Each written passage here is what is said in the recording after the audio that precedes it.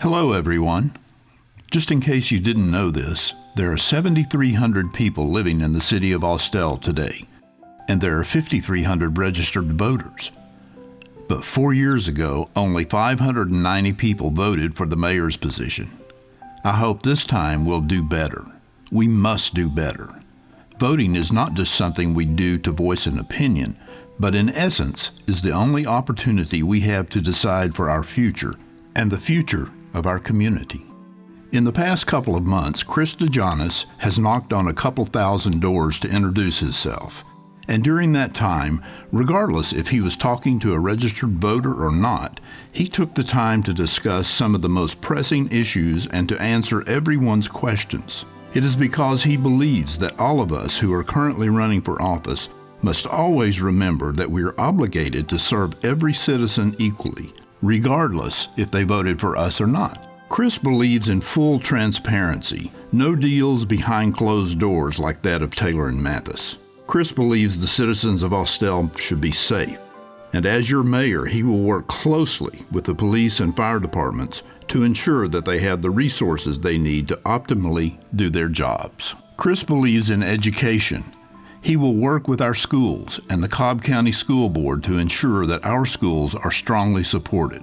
Most importantly, though, Chris believes that we must carefully redevelop our downtown with more residential and commercial projects.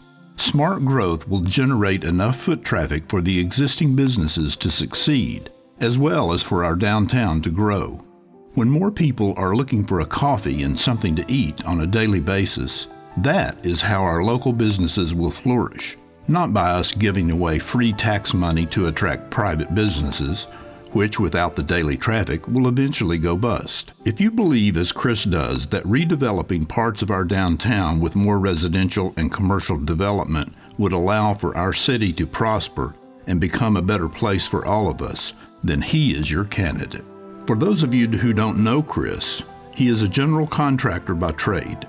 His business renovates large residential and commercial properties all over Georgia.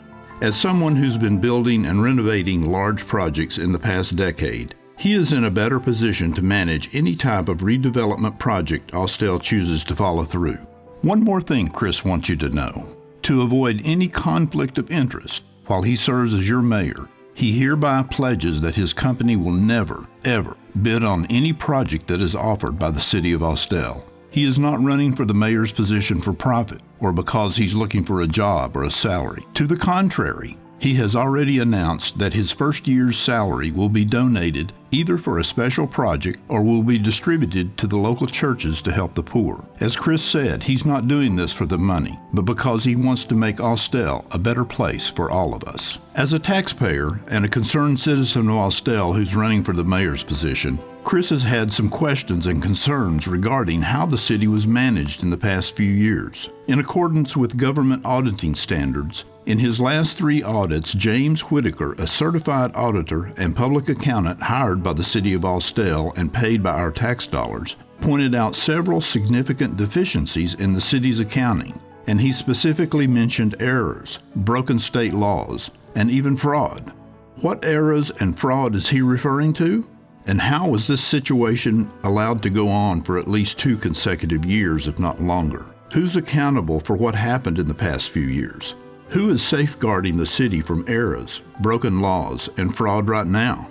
The auditor concluded that the city's Community Council Fund incurred expenses that exceeded its appropriations. He also pointed out that according to the State of Georgia Department of Audits, exceeding a department's expenses over its appropriations is a violation of state law. Why are so many issues that are labeled as errors and fraud found in the financial reports from 2015 through 2018? Who is ultimately responsible for creating and managing these budgets in the last few years? And what was the role of the sitting mayor during this period? Why did these conditions persist year after year? Was this due to one's inability to manage the city properly, or was there something else going on, something perhaps more reprehensible? How could the city, year after year, fail to meet the state requirements and ultimately end up breaking a state law? Have we done anything in 2019 to meet those state requirements and to prevent more errors and fraud? Or is the upcoming audit for 2019 to be more of the same? What is the city attorney's position on all of the above? I must say that after looking into all of the available public records, it seems to me that there has been no captain on this ship for some time now. To review some of these audits, please visit Chris's website, Djonis4Mayor.com. There you can find out more about Chris and his plans for Austell. He needs your vote on November the 5th to make these plans a reality. Chris Djonis, Djonis4Mayor.com.